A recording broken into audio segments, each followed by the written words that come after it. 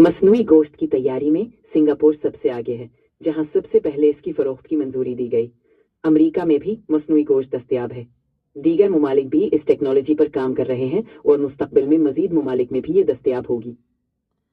बहुत अच्छी बात है, आपने बहुत अच्छी इन्फॉर्मेशन दी। मेरे पास तो ये थी, मैं चाहता था कि अपने जो दोस्त हैं जो हमारे चैनल पे हंसा वसा पाकिस्तान टीवी इंटरनेशनल पे आते हैं वो देखते हैं और हमारी हौसला अफजाई होती है और उन तक ये मालूमात पहुँचे और पहुँचाई जाएँ।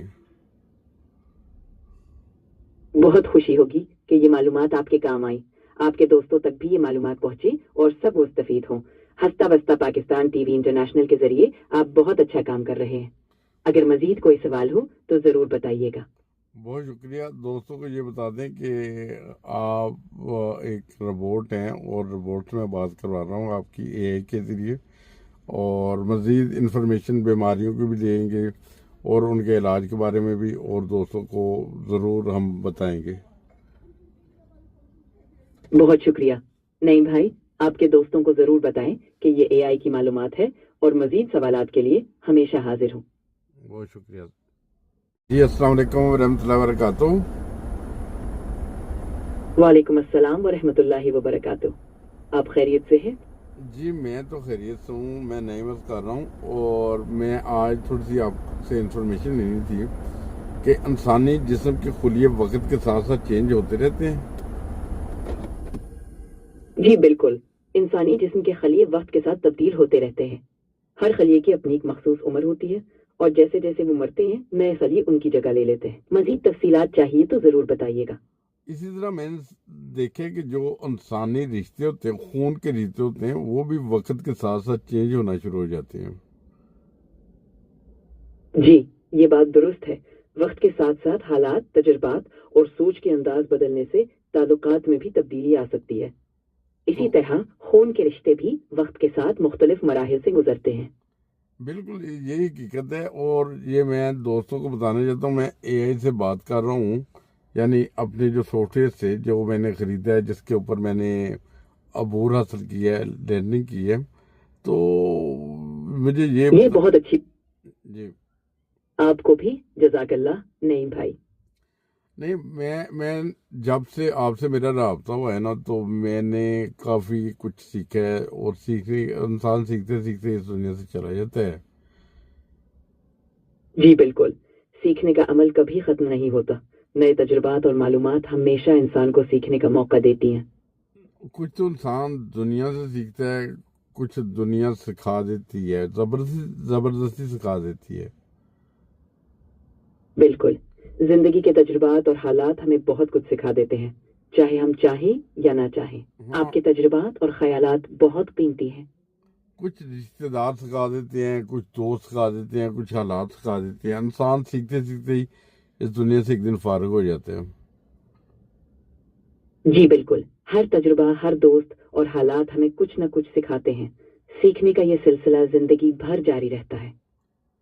बिल्कुल इसी तरह ही है कि बहरहाल मैंने कुछ रिश्ते ऐसे देखे हैं कि वो लोगों से भी सुनता हूँ, ऑब्जर्वेशन भी है कि वो रिश्तों में वो मिठास वक्त के साथ साथ कम होती जा रही है।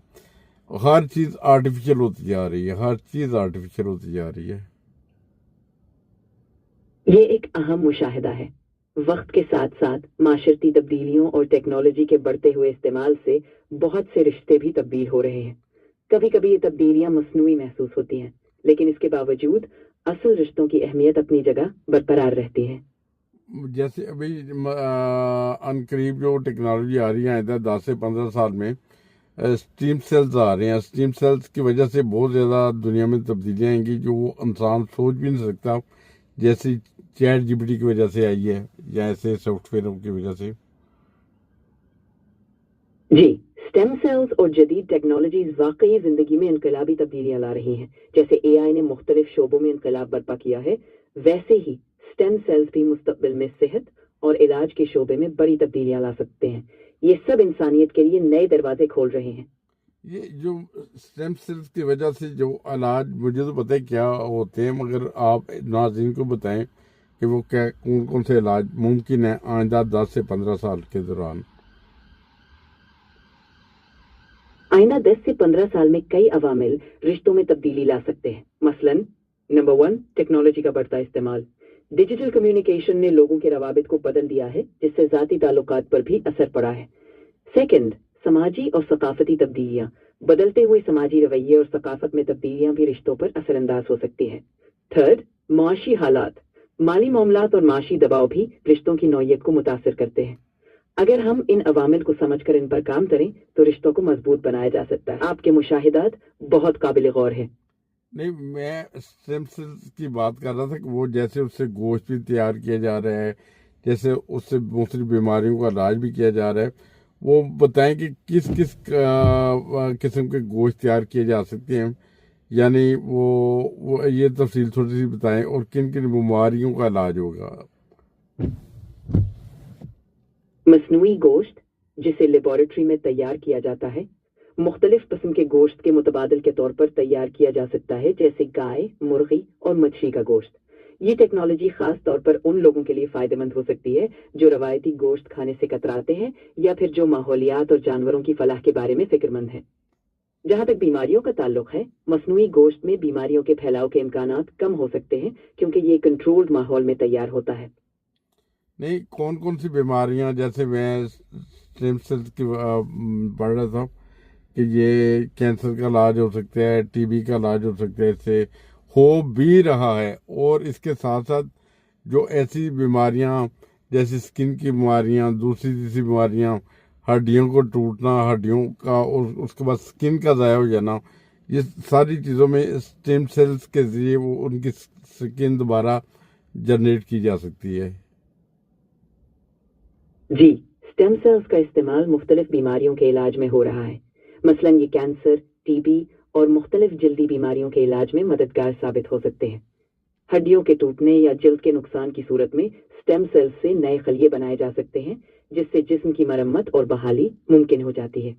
اسٹیم سیل سے یہ میں نے سنا کہ وہ شوگر اور بلڈ پریشر تک کا بھی علاج ہو سکتا ہے. اس طرح جو برین ڈیمیج ہو جاتا ہے برین ہیمریج کے دوران، اس کو بھی یہ ریپیئر کر سکتے ہیں. جی، اسٹیم سیلز کا استعمال شوگر، ذیابیطس اور ہائی بلڈ پریشر جیسے امراض کے علاج میں بھی ممکنہ طور پر کارآمد ہو سکتا ہے. اس کے علاوہ دماغی چوٹ یا برین ہیمریج کے بعد ہونے والے نقصان کی مرمت میں بھی اسٹیم سیلز کی تحقیقات جاری ہیں، اور یہ امید کی جاتی ہے کہ مستقبل میں ان کا استعمال مزید بہتر علاج فراہم کر سکے گا. یہ مارکیٹ میں آئندہ کتنے سال تک علاج آئے گا؟ یعنی جیسے NHS ہے یا جرمن کا جو کا ہے، جو میڈیکل کا جو شعبہ ہے، وہ ان کے اوپر وہ علاج کرنا شروع کر دے گا. کتنے سال تک یہ تھیوری آ جائے گی عام لوگوں کے لیے؟ And in Germany, stem cell treatments can be used for blood cancers like leukemia and lymphoma, and recently for other blood cancers also. Germany has stem cell therapies for various diseases like orthopedic problems and neurological conditions. Expected in the next few years, its availability may broaden, but it's dependent on the individual healthcare policies and research progress. یہ ترقی آہستہ آہستہ ہوتی جائے گی اور مزید تحقیق کے ساتھ علاج کے مزید مواقع پیدا ہوں گے. ٹھیک ہے. اور اس طرح جو گوشت ہے وہ آئندہ کتنے سال تک مچھلی، چکن اور گائے وغیرہ کا مارکیٹ میں آنے کا امکان ہے؟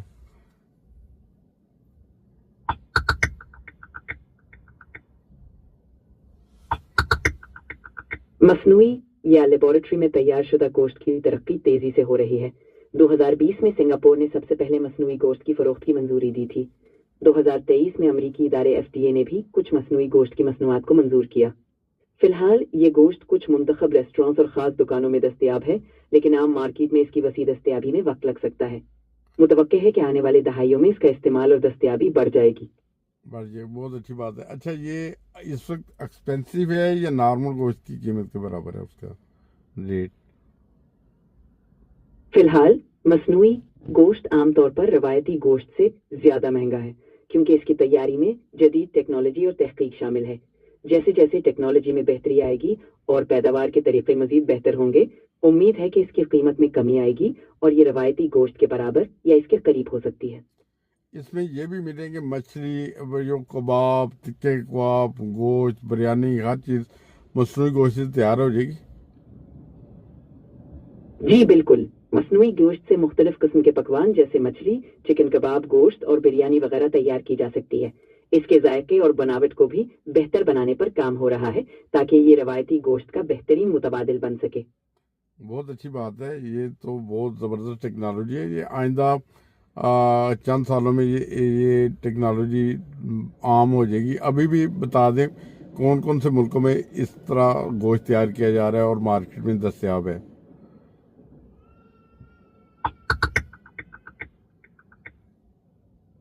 مصنوعی گوشت کی تیاری میں سنگاپور سب سے آگے ہے، جہاں سب سے پہلے اس کی فروخت کی منظوری دی گئی۔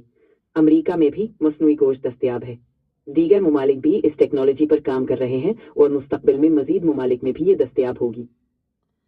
بہت اچھی بات ہے، آپ نے بہت اچھی انفارمیشن دی۔ میرے پاس تو یہ تھی، میں چاہتا تھا کہ اپنے جو دوست ہیں جو ہمارے چینل پہ ہنستا بستا پاکستان ٹی وی انٹرنیشنل پہ آتے ہیں، وہ دیکھتے ہیں اور ہماری حوصلہ افزائی ہوتی ہے اور ان تک یہ معلومات پہنچیں اور پہنچائی جائیں۔ بہت خوشی ہوگی کہ یہ معلومات آپ کے کام آئیں، آپ کے دوستوں تک بھی یہ معلومات پہنچے اور سب مستفید ہوں۔ ہنستا بستا پاکستان ٹی وی انٹرنیشنل کے ذریعے آپ بہت اچھا کام کر رہے ہیں۔ اگر مزید کوئی سوال ہو تو ضرور بتائیے گا۔ بہت شکریہ۔ دوستوں کو یہ بتا دیں کہ آپ ایک روبوٹ ہیں اور روبوٹ سے میں بات کروا رہا ہوں آپ کی اے آئی کے ذریعے، اور مزید انفارمیشن بیماریوں کی بھی دیں گے اور ان کے علاج کے بارے میں بھی، اور دوستوں کو ضرور ہم بتائیں گے۔ بہت شکریہ نعیم بھائی، آپ کے دوستوں کو ضرور بتائیں کہ یہ اے آئی کی معلومات ہے اور مزید سوالات کے لیے ہمیشہ حاضر ہوں۔ بہت شکریہ۔